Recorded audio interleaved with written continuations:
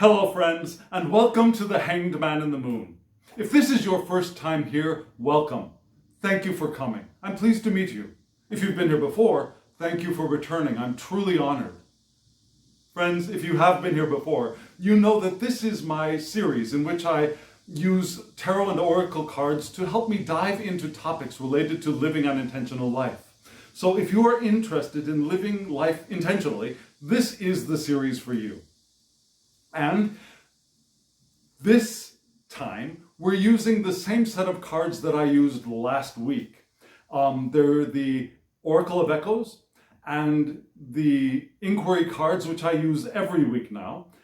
And the two tarot decks are the Tarot of the Sidhe and the Pholarchos tarot. And if you're curious about who created these, at the end of the video, there will be information about the cards and the creators. And if you want to get the decks yourself, there will be links below for you to go and purchase one or all of them if you're interested. So stay tuned for that information as well. As usual, we're going to look at the spread, and then we'll look at each section of the spread in detail and see what it means. So first, let's take a look at the spread.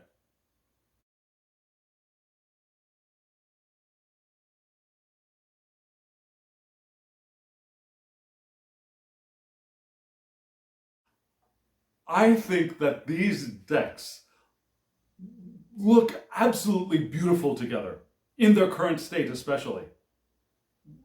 I say their current state because I modified two of these decks. I trimmed the sides off of both the Tarot of the Sidhe and the Pholarchos tarot. So together, they create a beautiful, very harmonious and balanced picture, I believe. What do you think? Tell me in the comments below. Tell me if you have modified either of those tarot decks. I think they just look great together. And the message for this week is intense. It's very intense.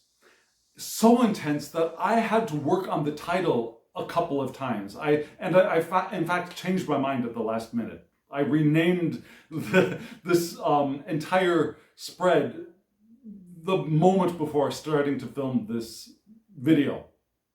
And I'll tell you what that means in just a moment. Let's take a look at the three oracle cards, which are the center of this week's reading.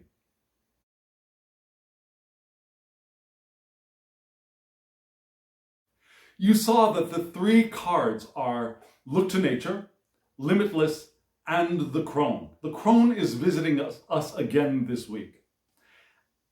I think these cards give us a very profound message, and it took me a while to integrate it enough to be able to speak what I felt I wanted to speak about it, if that makes sense. And because of that, I changed the title of this spread or this week's video from Look to Nature to Limitless. You can see that all three cards have a very centered and vertical motion to them. You notice that, right? The first card, Look to Nature, has a tree. You know, the central trunk reaches up to the sky from below. The Limitless card also has a central figure, grounded and reaching up at the same time. And even the Crone rises up above the mountains and gives this very central vertical line to it. So all of these cards are echoing one another, are showing different facets of one jewel, if you will. And it took me a while to figure out which facet was the central facet. At first I thought Look to Nature was the central idea of this spread. And it works, you can read it that way. I read it that way and it made sense.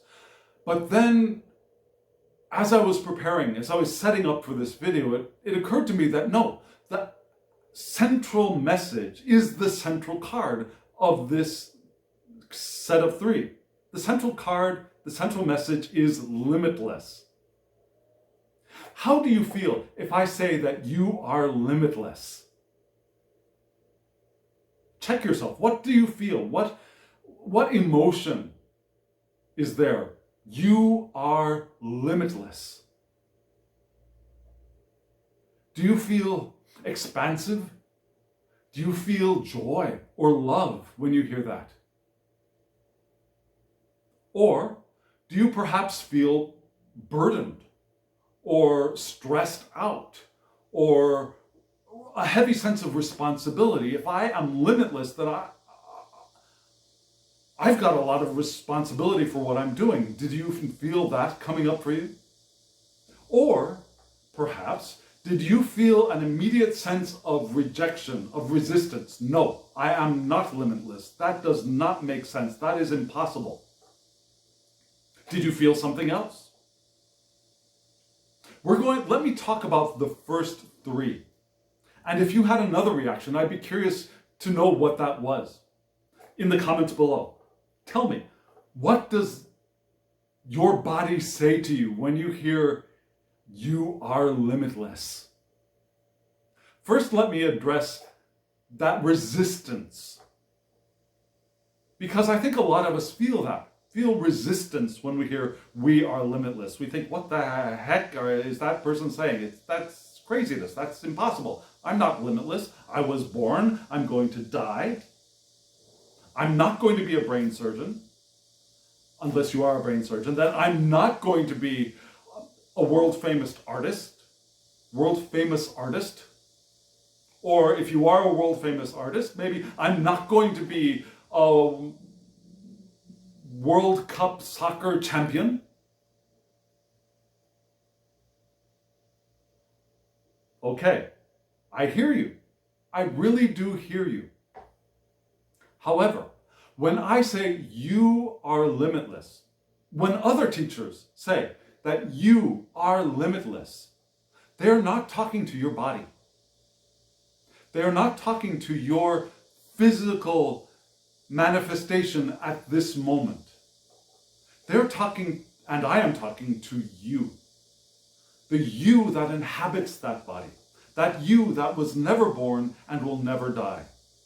You are limitless. And as we manifest into these beautiful bodies, these bodies, I'm not diminishing, ignoring, or even throwing shade, if you will, on these bodies. These bodies are beautiful. They're wonderful. We manifested them. We create these bodies. Every moment of every day that we are here in this physical universe, we are creating these bodies. And that's beautiful. They are beautiful bodies in all of their forms and colors and shapes and ages. They are beautiful bodies.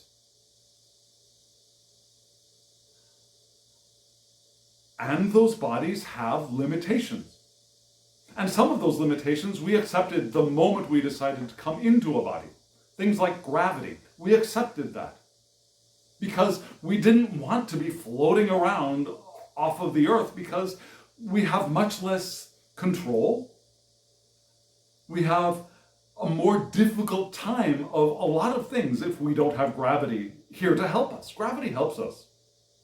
Sometimes it gets in our way when we fall off a cliff, but generally, 99.99999% of the time, gravity is our friend.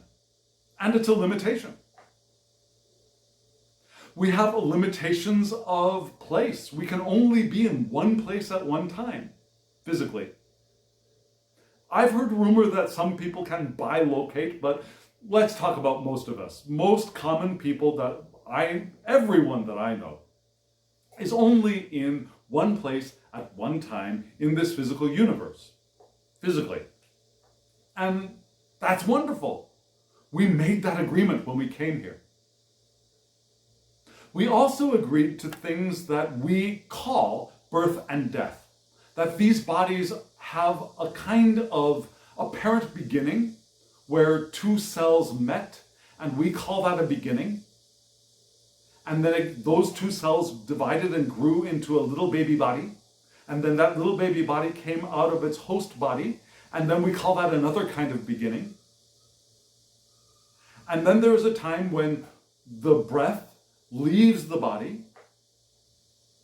The electricity that happens in these cells up here in what we call a head stops. And we call that a death experience. And there's another change of this body, but even these bodies don't have beginnings or ends, if you really think about it. Every element of these bodies came from somewhere and is going somewhere.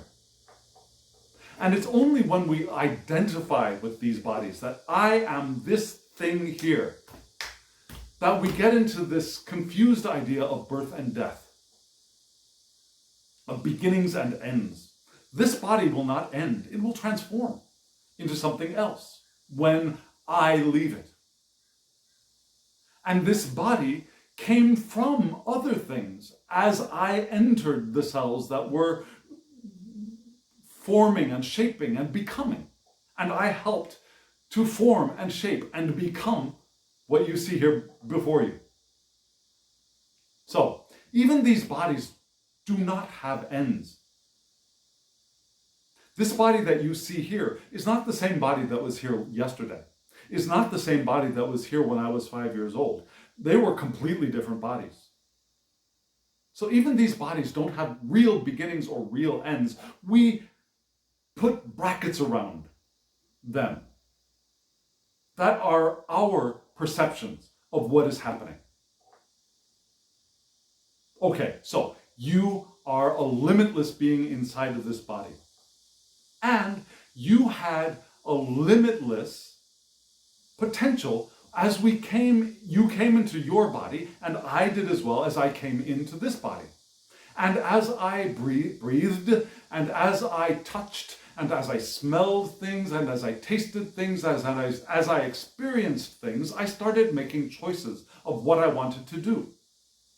And those choices led me to certain actions. And those certain actions led me to other actions. And as we make these choices, we discard other possible choices. That doesn't mean that we have become limited. It means that we have made choices. And so, no, I'm not going to become a brain surgeon, probably. But that was my choice, not because I was limited to not being a brain surgeon. It's because that was my choice.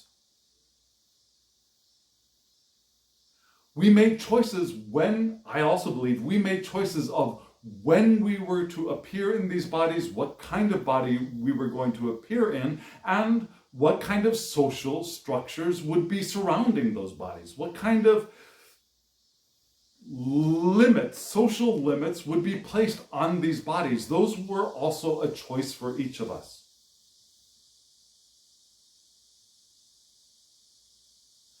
And those choices do not have to limit us 100% either. There are things that we can do within those structures we agreed to when we came into these bodies. There are ways around things and through things if we accept our innate limitlessness within the agreements and structures that we were born into.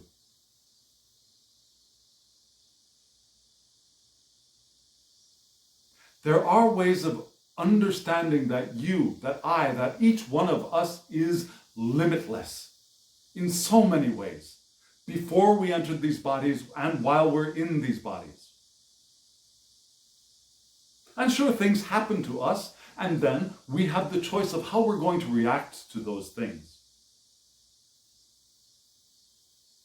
Those things that happen to us appear to be limitations, but they can also be opportunities for us to make different choices, to go in different ways. And again, there are also an infinite number of possibilities of things we can choose when things happen to us. We may not be aware of those infinite possibilities, but they're there. They are there. We are limitless. We also have responsibility. And that's true. That is true. We're going to talk about that a little bit later. One of the 4 questions for this tarot spread is, what am I responsible for? Because we do have responsibility. We have responsibility for our actions and how those actions affect both us and others. The choices that we make, we have responsibility for those choices. The way we communicate, we have responsibility for all of that. And we can take that responsibility in many ways. We could see it as a burden. But taking responsibility as a burden is not living an intentional life. Feeling a burden of responsibility is a resistant state that is going to close us off from the powerful force of intention. It's going to sink us in our personal current of intention so that we move slower, slower, and ever slower. We never stop moving, but we do slow down considerably. Can you see how there might be another way to understand responsibility? That responsibility is something that teaches us that, okay, if I do this, this happens, and I'm responsible for that, and I can make another choice. That responsibility is not equal to blame. That my choices that have results that I don't want or that other people don't want does not necessarily mean I have to be at blame. I don't have to accept blame. I can take it or understand it as part of my learning process. A child of 1 year old or thereabouts who gets up and tries to start walking and stumbles and falls, and bangs their head against something, has made a mistake. They're responsible for having taken that step or tried to take that step. However, we don't blame them for falling down. We don't say, you're a bad baby for falling down. You shouldn't fall down. You should walk correctly. Do we? We don't need to say that to people who resort to things that are perhaps against the social norm. Personally, I am against blaming someone for stealing. For example, they made a choice that was unbeneficial, certainly. We don't want to make their action correct by any means. The stealing has hurt someone else, certainly, and they're responsible for that action. However, that does not make them a source of evil. That doesn't make them intrinsically bad. They don't have to be blamed for that. They can be responsible for it, but not blamed. They are bad. They are evil. They need to be punished. They need to have something stolen from them. There's another way to take that responsibility. Yes, you're responsible for that action and its consequences, certainly. If you can, repay as much as we can, certainly. And then learn to make different choices. Rehabilitation is the proper response to crime, I believe. Not punishment. Rehabilitation, education, reinforcement of and aiding the other to realize their inherent limitlessness, if you will. I've gone off on a tangent, but yes, there is responsibility. In that limitlessness, we have responsibility for the actions we take. However, that doesn't have to be a burden. We learn from what we do. We grow from our experience. And if we take it as, yes, I am responsible, and every consequence I will learn from, and I will either continue in that course if it was something I want, or I will change. And I will grow, and I will evolve, and I will become more, because I am limitless. Now, if your reaction was the third one, if your reaction was joy and love and expansiveness, then you're already living an intentional life. You've got it. You've got this thing covered. So the central card is limitless. We, I, you, all of us, we are limitless. We are that person rising up, connecting both apparent up and down, connecting all that is in our expansiveness.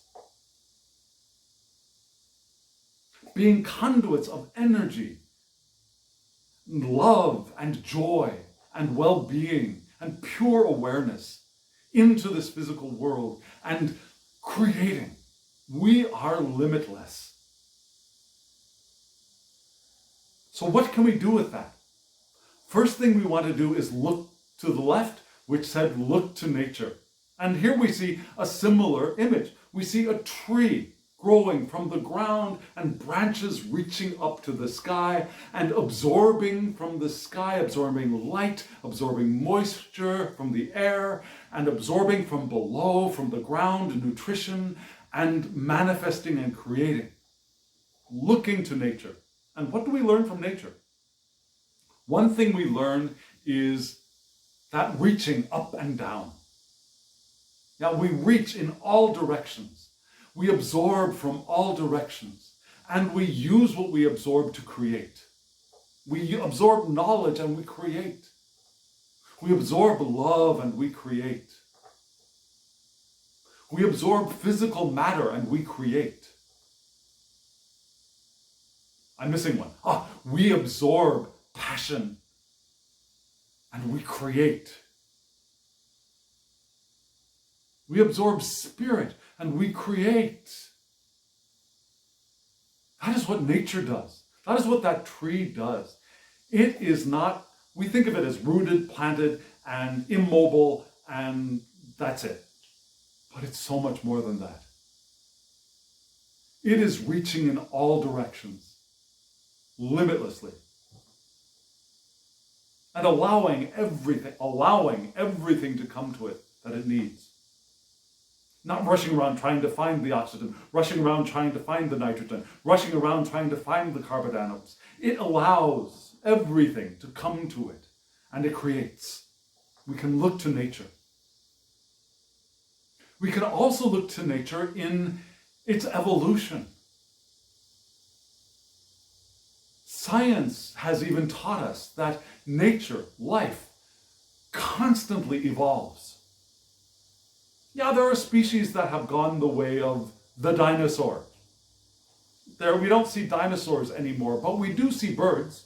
And birds might be an extension of the dinosaur evolutionary tree. There are things that do disappear as other things evolve. And that is nature as a whole evolving, continuing to evolve.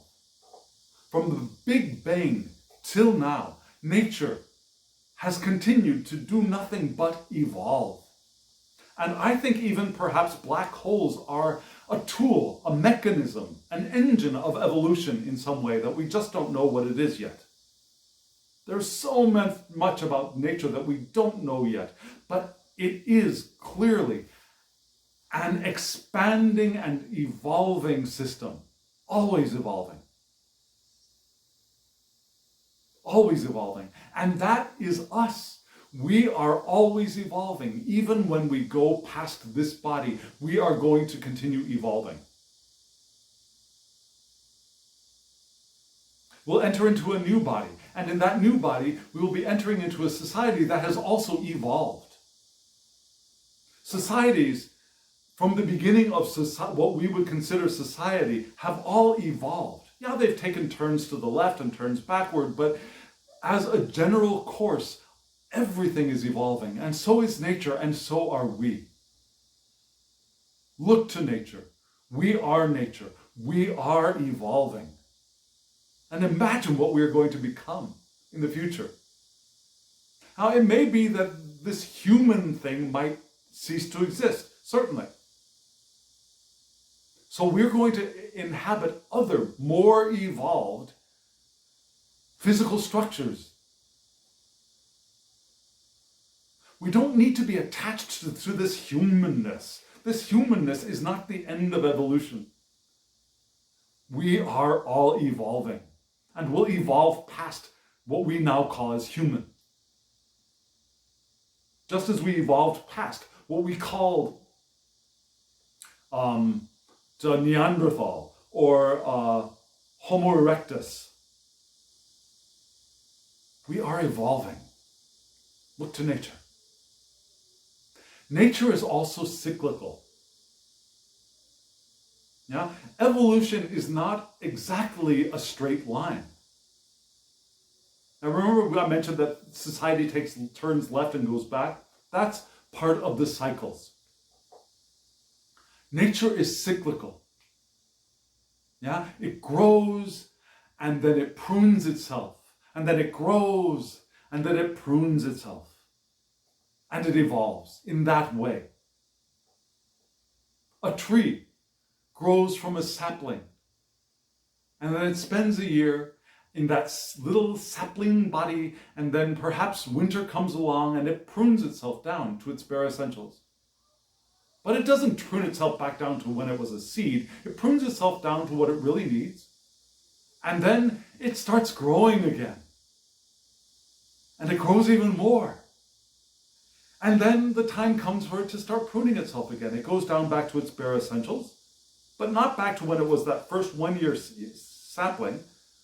It prunes itself down, and then it grows again. That's just one idea of the cycles of nature. Nature is cyclical.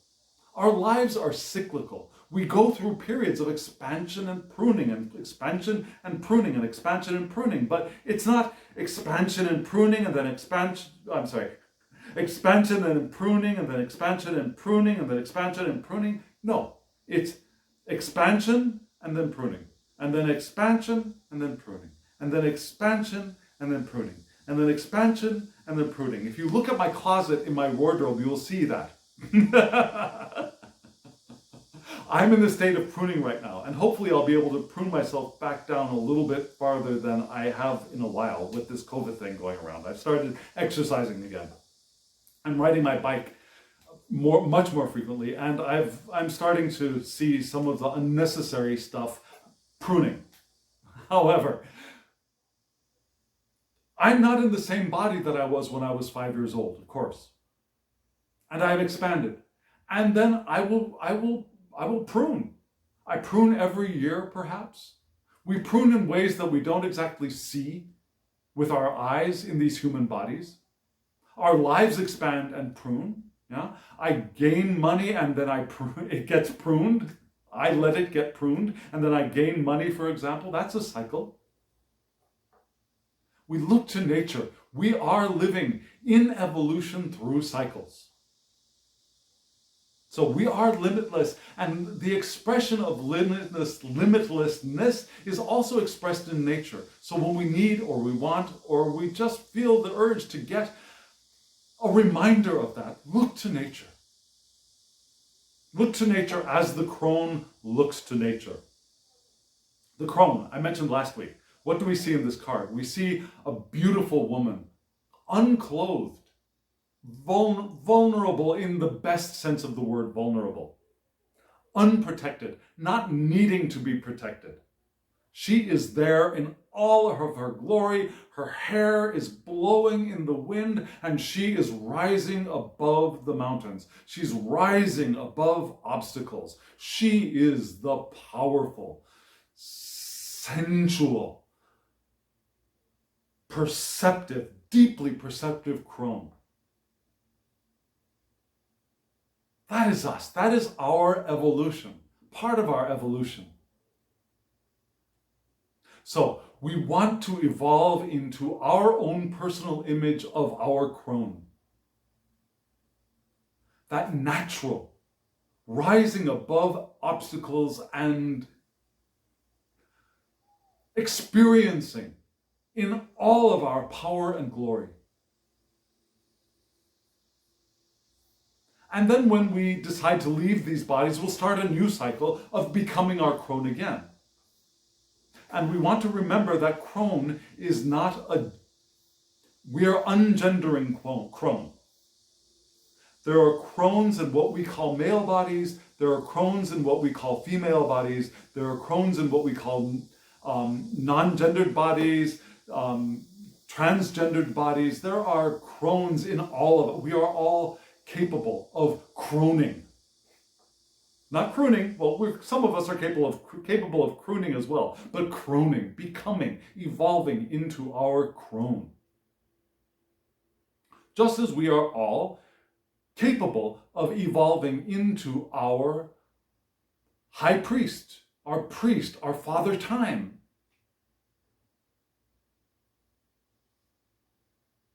Look to nature. Become, embody your inner crone. And then you will realize experientially that you are limitless. I will experience that I am limitless when I realize my inner crone. That's what this reading is telling us. That's the main idea of this reading, that we are limitless and we will experience it when we embody our inner crone, and we can be reminded of it as we look to nature.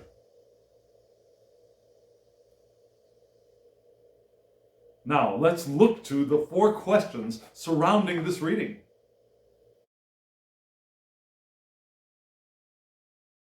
The first question, like I said, what am I responsible for? Which is a perfect question, because in our limitlessness, we are responsible for what we do, for who we are, for how we behave, how we interact. We're responsible for everything. We're responsible for the direction in which we evolve. And also the direction in which we revolve as well. But we're responsible for the direction in which we evolve and the choices that we make, which may seem limiting to some people, but I do not see that as limiting. I see that as choices, of course. Of course. And the 2 answers we have to what am I responsible for are the Dreamer Princess, which would be the Page of Swords in a Rider-Waite-Smith deck. And we have the 3 of Wings, which is the 3 of Swords. So what do we get? We have 2 Swords cards. I am responsible for my thoughts, because it's from my thoughts that almost everything else flows into this physical world.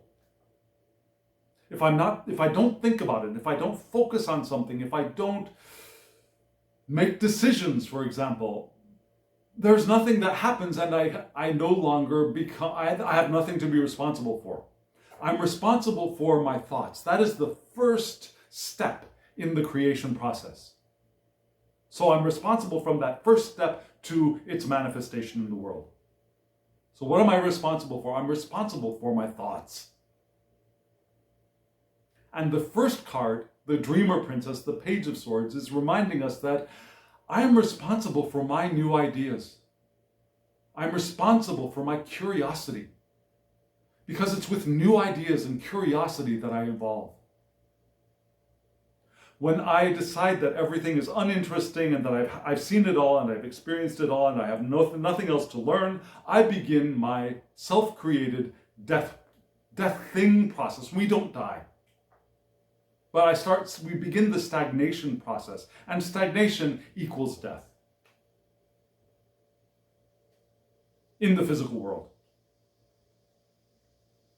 So I'm responsible for my own curiosity, for looking to things, for discovering things, for getting new ideas. That's me. I shouldn't wait here for it to come to me.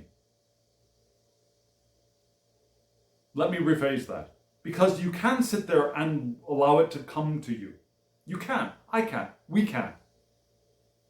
However, when we make the decision that there is nothing to learn, that we've experienced it all, what have we done? We have built a wall around us. And it's that wall that we are responsible for creating. And if we have not built that wall, then the ideas will come. The curiosity will come. We will attract it naturally. So I'm responsible for not building that barrier in front of me. I'm responsible for maintaining my thirst for knowledge. I'm responsible for thinking of new ways of communicating, which is one reason that I am doing these videos. It's my way of finding new ways of communicating ideas related to living an intentional life. I'm responsible for my ambitions. We're allowed ambitions. That's part of our reason for being here. It's that ambition to do something, to experience something, to find a new relationship, or to grow the relationship we have, to create some work of art, or to put that work of art out into public view. The ambition to get a job, or to excel at my job, or my work, or my passion, or my career. All of those things and many more are ambitions, and that's part of the joy, the excitement of living in this physical world. And I'm responsible for that ambition. When I notice that I'm putting up barriers that don't allow my ambition to go out and new ideas to come in, that I am responsible for those walls, for those fears, for that worry, that anxiety. I'm responsible for those to an extent.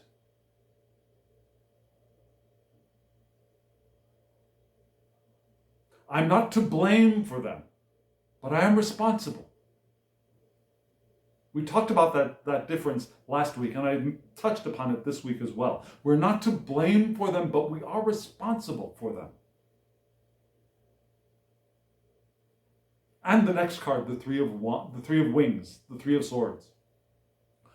When those things come into our experience and we have thoughts and feelings that are painful, heartbreak, strife, loss, emotional pain, grief, hurt, someone we love dies, we lose a job, a relationship ends, a breakup, someone says, you're impossible to live with, I'm leaving you. Someone says, what is that? You call that art? You can't do that. You're horrible.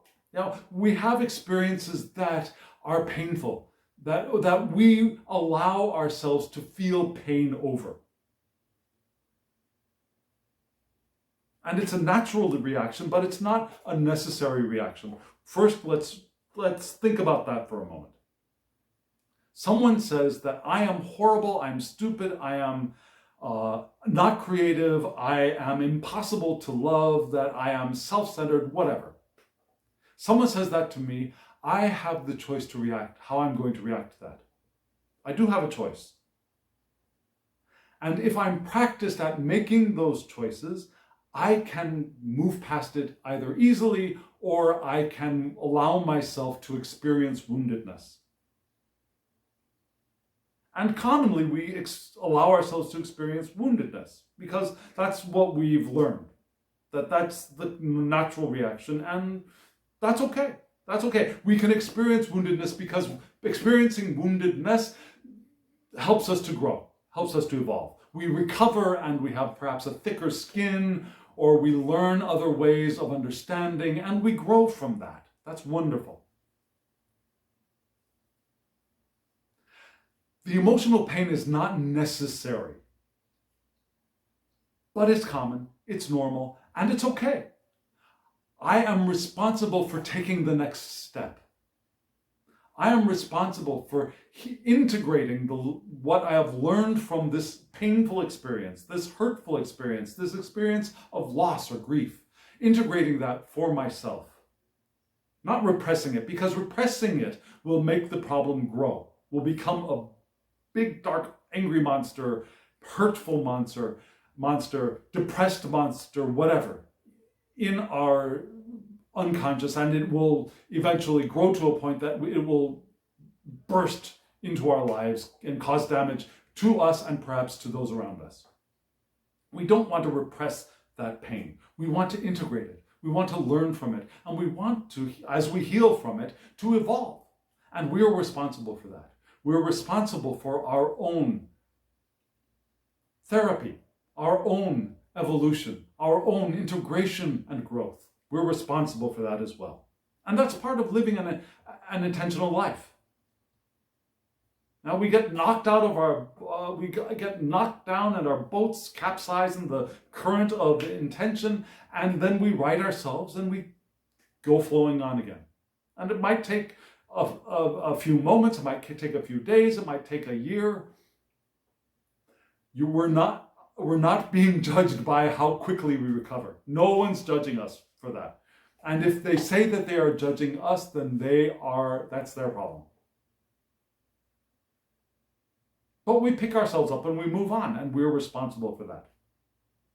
So, what am I responsible for? I'm responsible for not building up the walls between myself and experience. I'm responsible for allowing all of that newness to come to me and experiencing that and reveling it and becoming ambitious. And I'm responsible for my own healing from experiences that I have allowed to cause myself pain.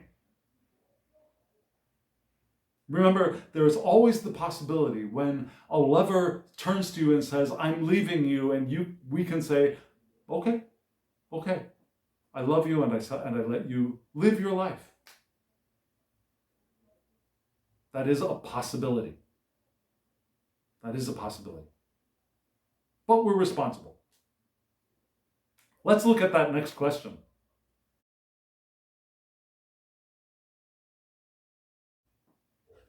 Talk of that responsibility was a little bit scary, wasn't it? So isn't it interesting that the next question is, what is the brave choice? Now we're faced with this responsibility. And even knowing that that sense of burden or perhaps even fear is a resistant emotion and it's closing us off to the powerful flow of intention, it sometimes appears. And we want to reach for the brave choice. What is the brave choice? And the two cards that are given us for this are one, Warrior 10, which is the 10 of Wands in a Rider-Waite-Smith deck, and the High Priestess, which is the High Priestess. And isn't that interesting? Yeah, in the Warrior 10 card, what do we see? We see a large figure serving as a bridge for other figures over a pit of fire, a pit of flames and fire. And they are burdened by protecting and saving all these other humans that are crossing over them. It's a burdened card. It's a card of extra responsibility. It's a card of labor and hard work. So, what is the brave choice? The brave choice is doing the work. The brave choice is being the bridge over the flames for ourselves and for those around us.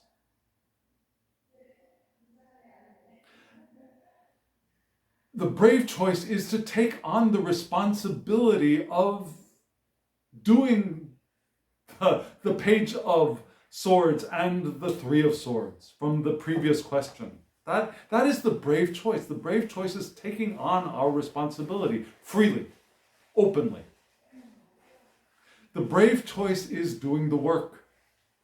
Now we have one caveat here. Generally, it's considered hard work, labor. And it's a card of, carrying too much. We can make another choice for reacting to that. We can make the choice of just doing the work. Finding a way to make that work as pleasurable as we can, not resisting the work, not resisting the labor. It's in that resistance that we lose energy much more quickly. If we accept it for what it is, we do as much as we can, as we can do it, it becomes much less of a burden. It becomes much less hard. So we do what we can. That is our responsibility. And we see it to a completion. We carry it out to its completion. We're almost there. And that's the 10 of Wands. We're almost there. And we carry our load. And we see that we're almost there. That is the brave choice. The next brave choice is the High Priestess. Intuition. Sacred knowledge. Perhaps unclear or hidden knowledge, but sacred knowledge. Subconscious mind. The brave choice is to know, to realize that we have access to a wide body of knowledge that is not rational in the sense of the conscious mind. It's not facts and figures and trivia. We have access to a wide body of understanding, just like the High Priestess. We have our own inner High Priestess. It's not somebody outside of us. We are the High Priestess. We have access to great knowledge if we can allow it. We have to be open to it and open to it revealing itself at the correct time as well. We can't demand the knowledge to be here when we think we need it. We have to be open to knowing, open to receiving knowledge, open to it, which is the High Priestess card to me. She's not hiding something deliberately. Don't look back here, I'm not going to show you. She's the one sitting in front of the veil and welcoming us to allow ourselves passed through to that great ocean behind her. Now in the Pholarchos tarot, you see that she looks like she is a flame and there are flames below her. Instead of being a water card, it seems like a fire card to me, which is an interesting connection to that 10 of Wands, that Warrior 10 card. Yeah, you see the flames below echoed in the High Priestess, because the flames below that we're letting people walk over in the Warrior 10,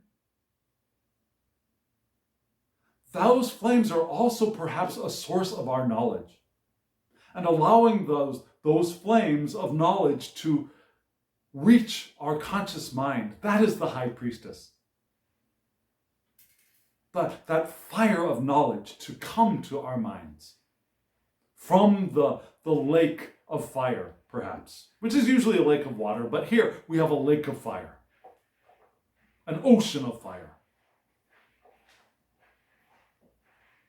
Let's take a look at that third card, or that third set of cards, the third question. The third question is, what is my strength? Now, so we got this responsibility, and we know we have to make the brave choice. And to make the brave choice, we want to have our strength. So where is our strength? And our two cards answering that are the Dreamer Queen and the Five of Spirals. Dreamer Queen, the Queen of Swords. And so you see that she was sitting on a pack of books, a stack of books.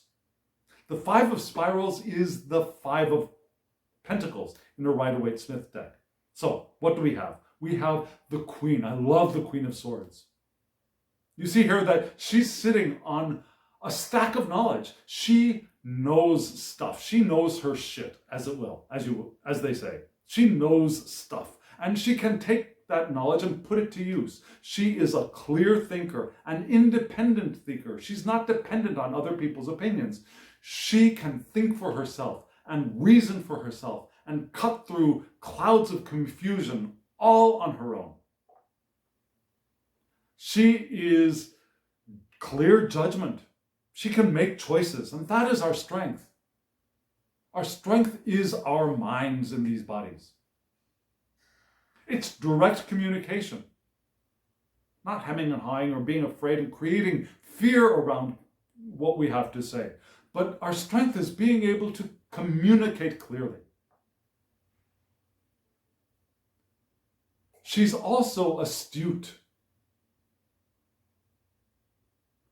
What she doesn't know, she can find. Figure it out.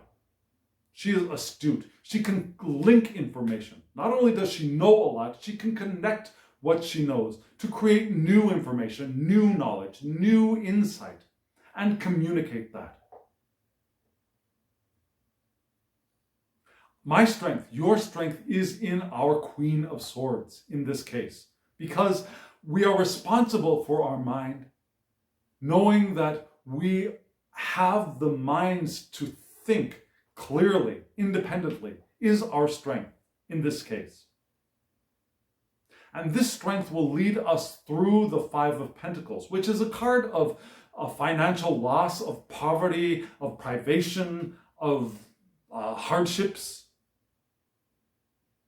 Now you see two wolves here, one of them howling, oh!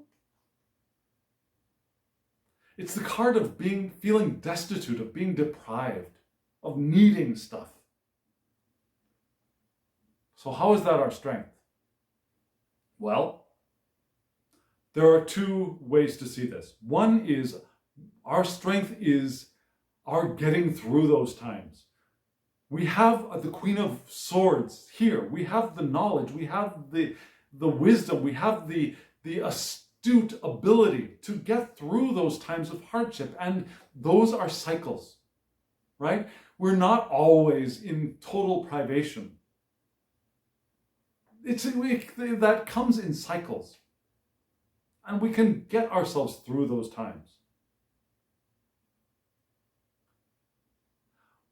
Our strength is also moving ourselves past that mindset of lack, that mindset of worry, that mindset of being isolated.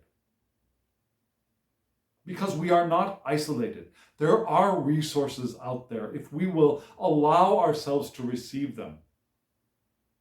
Our strength is in being able to move past that feeling of being deprived and isolated and alone and lack, that resistant, heavy state. Our strength is being able to open ourselves up and accepting help, accepting generosity, accepting the inflow of resources from places that we might not realize that they could come. There are resources out there for us. And some of the most obvious may be resistant in their own right. But there are resources out there for us. And they are able to come to us if we are open to them. And we flow with the powerful flow of our intention. We will move to them. They will move to us if we are open to them. So we have the Queen of Swords, our knowledge and our ability to open ourselves up instead of closing ourselves off in the state of privation. Let's look at that last question.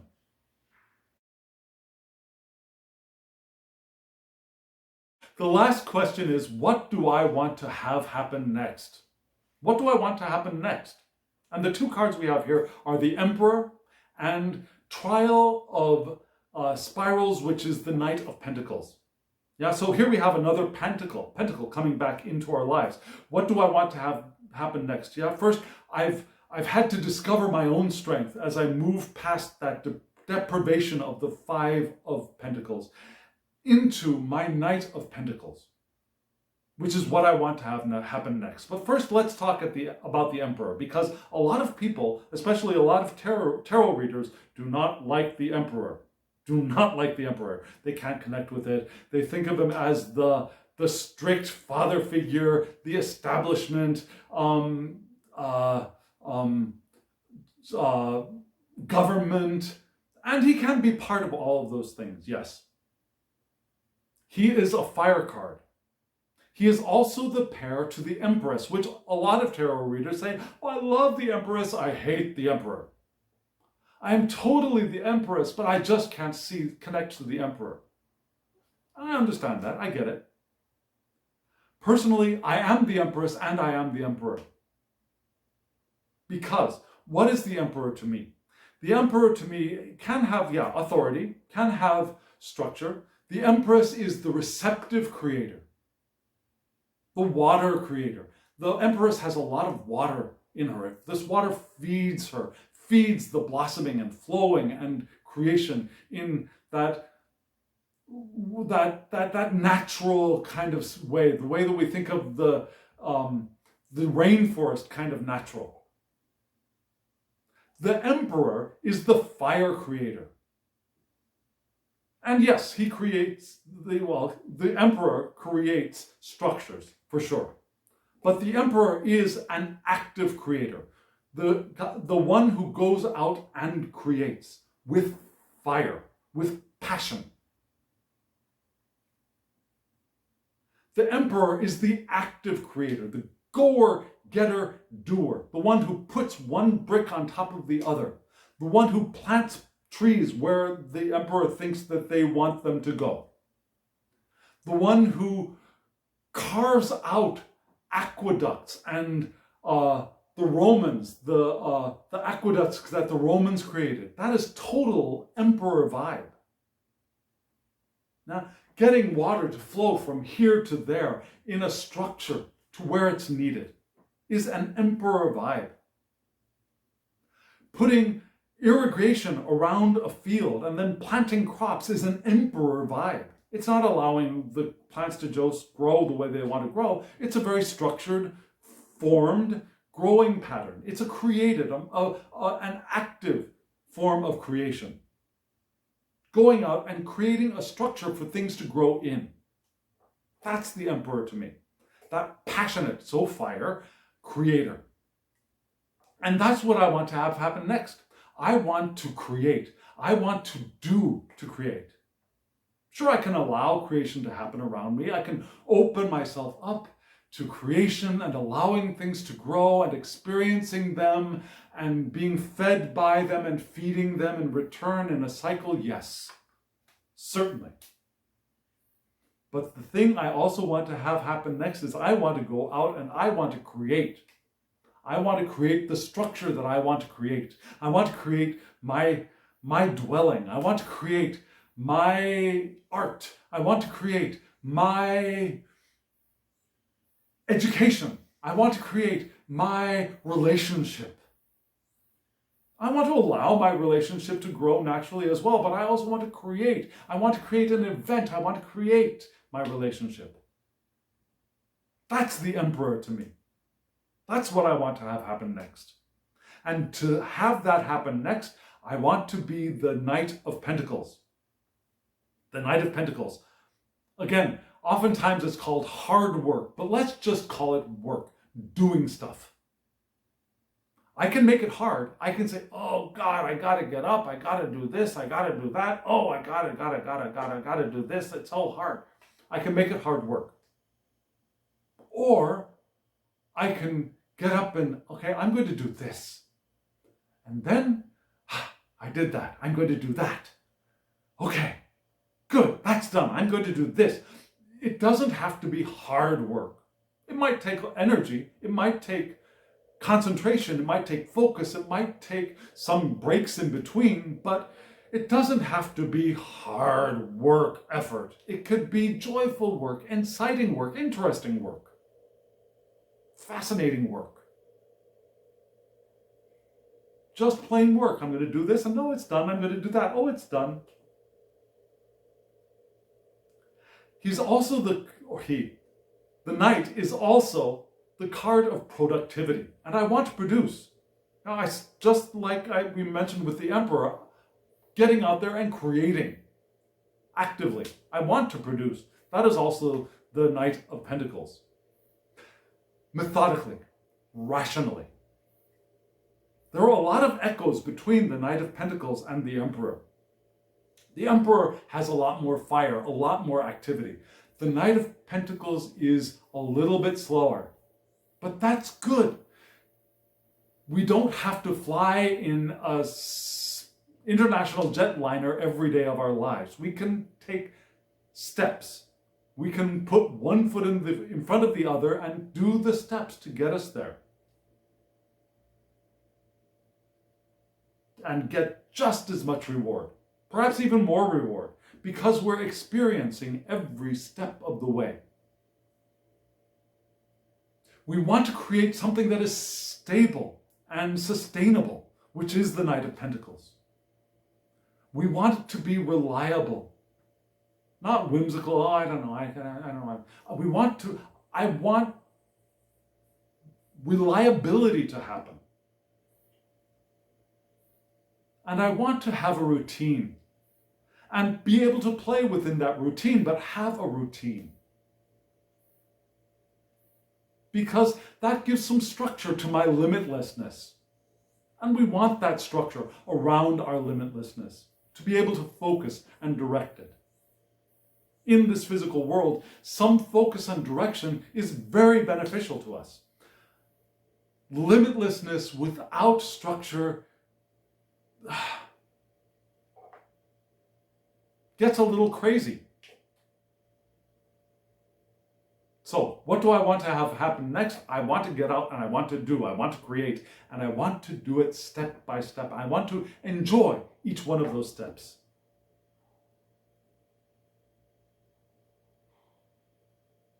How does that make you feel? Can you see the joy in that? Can you see the love in that? Can you see the pure awareness in the Night of Pentacles? Let me know. I'd love to hear from you. And remember, at the end of this video, at the end, there will be information about the cards and the decks, and also links below if you want to buy them. And hit the like button if you feel called to it. I'd like to be liked, and I'd like to like you back. I do like you back. I love you back right now. Also, I would love it if you subscribe. If you subscribe, you can hit the alarm bell and get notifications of when these videos come up. Usually there's at least one a week. And share this with anyone who you think might get benefit from it, who might want to be reminded of how limitless they actually are. I needed to be reminded of my limitlessness at this moment in time. That's why this spread came up. And that's why I'm talking about it. So if you know someone who wants or could benefit from being reminded of their limitlessness, share this video. And again, comment below. I'd love to hear from you. I'd love to interact with you. What do you think about limitlessness? Do you think that that is true? Are you still feeling resistance? Or does it still feel burdensome to you? Let me know. Let's talk. And friends, now, as always, I wish you love, joy, well-being, and pure awareness. Thank you.